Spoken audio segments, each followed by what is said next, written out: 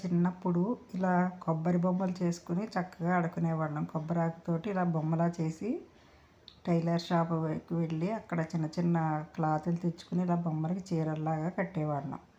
ఈ కొబ్బరాకు బొమ్మ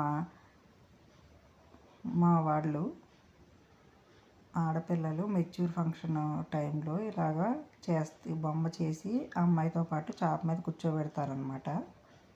ఈరోజు అనుకోకుండా అలాంటి సందర్భం ఎదురవడంతో ఈ చిన్నప్పటి జ్ఞాపకం నాకు గుర్తొచ్చింది. కొబ్బరి బొమ్మ చేసే అవకాశం దొరికింది. చాలా హ్యాపీగా అనిపించింది నాకు.